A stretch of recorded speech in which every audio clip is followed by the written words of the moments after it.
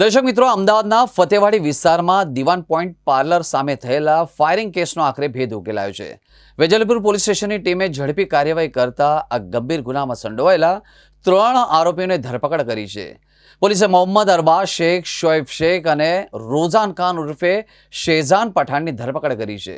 આ ઘટના ગત 13 તારીખે બની હતી, જ્યારે ફતેવાડી વિસ્તારમાં આવેલા રતલાલ કેફે અને દિવાન પાર્લર પાસે આરોપીઓ અચાનક આવીને 2 રાઉન્ડ ફાયરિંગ કર્યું હતું. ફાયરિંગ દરમિયાન મુદસ્સર અહેમદ ખાન પઠાણના જમણા પગના પંજામાં ગોળી વાગી હતી, જેને પગલે તેમને ગંભીર ઇજાઓ પહોંચી હતી. ઘટનાને પગલે સમગ્ર વિસ્તારમાં ભય અને અફરાતફરી ફેલાઈ હતી. પોલીસ તપાસમાં ખુલાસો થયો કે આ ફાયરિંગ કોઈ અચાનક બનાવ ન હતો, પરંતુ પાર્લર અને કેફે પર બેસવાની મનાઈ કરતા આરોપીઓ જૂની અદાવત રાખીને આ ગુનાને અંજામ આપ્યો હતો. ફાયરિંગ સમયે આરોપીઓએ આજે જાનથી મારી નાખીશું તેવી ધમકી આપી 2 રાઉન્ડ ફાયરિંગ કર્યા હોવાનું પણ તપાસમાં સામે આવ્યું હતું. વેજલપુર પોલીસે ટેકનિકલ સર્વેલન્સ, સીસીટીવી ફૂટેજ અને બાતમીદારોની મદદથી આરોપીઓ સુધી પહોંચીને તેમને ઝડપી પાડ્યા હતા.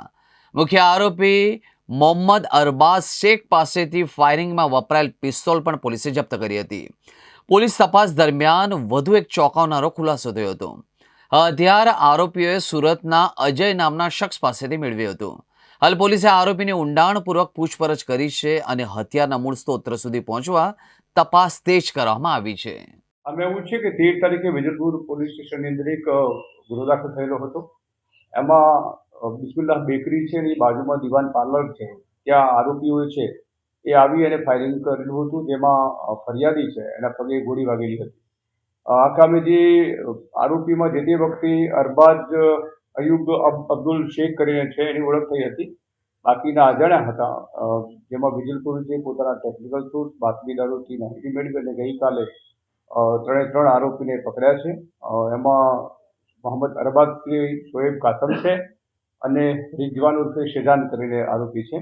એ ત્રણેય ધરપકડ કરી છે. આ કામે જે મેઇન આરોપી છે અરબાઝ, એની પાસેથી જે ગુનામાં વપરાયેલું હથિયાર છે એ પણ પોલીસે રિકવર કર્યું છે. હથિયાર ક્યાંથી લાવ્યો હતો? કયું હથિયાર હતું? આ મેજરમેન્ટ પિસ્તોલ છે અને તે એક સુરતનો અજય કરીને છે એની પાસેથી લાવેલો હોવાની અત્યારે એક પ્રાથમિક તપાસને જણાવ્યું છે. એની પાસેથી એની જે અજયની હિસ્ટ્રી પણ પોલીસે મેળવી છે, એટલે આગળ પોલીસ તપાસ કરવાની છે. કારણ એ મેં અગાઉ આપને જણાવ્યું હતું એ પ્રમાણે છે કે જે આરોપીઓ છે એ ત્યાં દિવાન પાર્લર આગળ બેઠા હતા અને ગ્રાહકો આવતા જતા હશે, અડચણ થતા હશે, એટલે આ લોકોએ સાઈડમાં જવાનું કીધેલું. એનો ખાર રાખીને આ લોકો આવેલા હતા બરાબર. આજે આરોપી 3 ત્યાંની કોઈ પોલીસ રેકોર્ડ પર ગુનાહિત હિસ્ટ્રી નથી. બીજું આવી જે એ લોકોએ એલિગેશન કર્યું છે એવી કોઈ હકીકત પોલીસના ધ્યાન ઉપર આવી નથી. તેમ છતાં જે એમણે કહ્યું એના પછી પોલીસ સક્રિય છે ને આવી કોઈ પ્રવૃત્તિ હશે તો કાયદેસરની કાર્યવાહી કરવામાં આવશે.